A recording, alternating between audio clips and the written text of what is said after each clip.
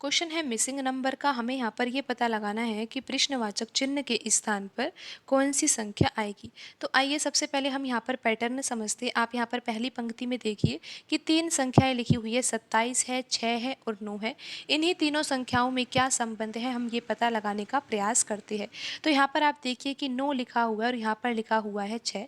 अगर आप 9 में से 6 घटा देते हो, आपको क्या करना चाहिए यहाँ पर, आप यहाँ पर समझिए कि यहाँ पर 9 लिखा हुआ है, यहाँ पर 6 लिखा हुआ है।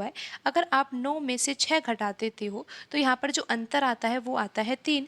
लेकिन यहाँ पर 27 लिखा हुआ है, तो आपको क्या करना चाहिए कि जो ये अंतर आया है ना, इसमें आपको 9 का गुणा भी करना होगा, तब जाकर यहाँ पर 27 आएगा। तो आपको यहाँ पर पता लगा कि जो ये पहली पंक्ति में तीन संख्याएं लिखी हुई थी और ये तीनों संख्याएं एक दूसरे से किस प्रकार संबंधित है। अब हमें यही पैटर्न दूसरी पंक्ति में लिखी हुई संख्याओं के बीच में भी लगाना होगा और ये देखना होगा कि ये पैटर्न सही भी है या नहीं।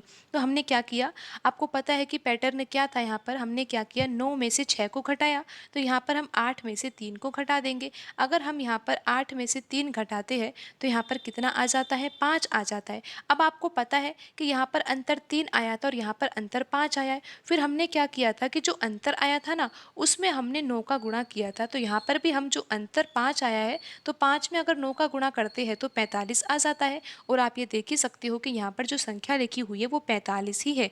अब हम ये पता लगा लेते हैं कि यहाँ पर प्रश्नवाचक चिन्ह के स्थान पर कौन सी संख्या आएगी। तो करना क्या है, हमें सबसे पहले अंतर निकालना है। 6 में से हमें 4 घटाना है। 6 में से 4 घटाएंगे तो कितना आएगा, 2 आएगा। और जो ये अंतर आया है इसमें हमें किसका गुणा करना है, अंतर में हमें 9 का गुणा करना है। तो 2 का गुणा 9 से करेंगे तो कितना आ जाएगा, 18 आ जाएगा। तो यहाँ पर प्रश्नवाचक चिन्ह के स्थान पर कौन सी संख्या आएगी, 18 आएगी। और आप ये देख सकते हो कि कौन से ऑप्शन में 18 लिखा हुआ है, यहाँ पर ऑप्शन डी सही होगा।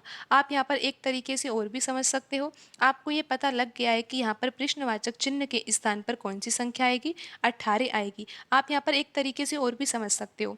यहाँ पर लिखा हुआ है 27, ध्यान से समझिए आप, ये तरीका बिल्कुल अलग हो सकता है। यहाँ पर लिखा हुआ है 27, 27 के अगर दोनों अंकों को जोड़ दिया जाए तो यहाँ पर जो अंक है, एक अंक 2 है और एक अंक क्या है यहाँ पर 7। तो 2 और 7 को जोड़ा जाता है तो कितना आता है, 9 आता है। आपको इतना समझ में आ गया है कि यहाँ पर जो ये 27 लिखा हुआ है ना, हमने क्या किया, 27 के दोनों अंकों को जोड़ दिया। जब 27 के दोनों अंकों को जोड़ा जाता है यानी कि 2 + 7 को जोड़ा जाता है तो 9 आता है। फिर हमने क्या सोचा, 27 में ना 9 का भाग ही दे देते हैं, यानी कि जो ये संख्या है इसके अंकों को हमने जोड़ा और जोड़ने के बाद आया 9, तो 27 में हमने 9 का ही भाग दे दिया। तो यहाँ पर अब भागफल कितना आएगा, 3 आएगा। जब ये भागफल 3 आ गया है तो 3 में हम ये वाला जो 6 लिखा हुआ है जोड़ देते हैं तो यहाँ पर बराबर कितना आ जाएगा, 9 आ जाएगा। और आप देख सकते हो यहाँ पर 9 ही लिखा हुआ है।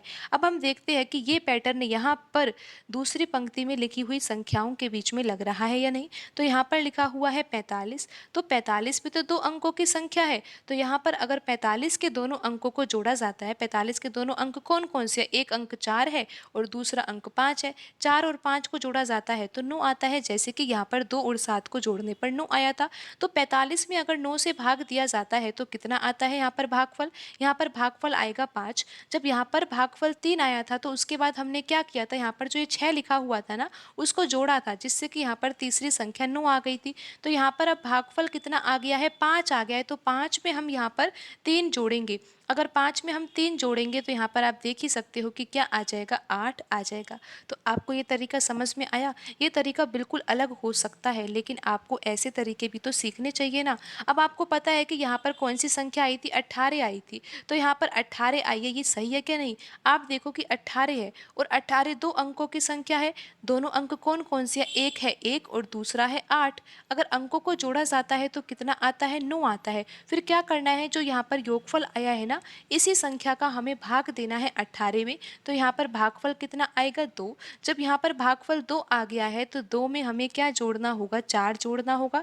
जब हम 2 में 4 जोड़ते हैं तो यहाँ पर आंसर आ जाता है ये 6। तो अब आप यहाँ पर समझ गए होंगे कि ये पैटर्न भी लग सकता है इस प्रश्न में। तो यहाँ पर सही आंसर तो हमें पता है कि आंसर तो यहाँ पर क्या आएगा, 18 आएगा। और यहाँ पर ऑप्शन डी सही होगा।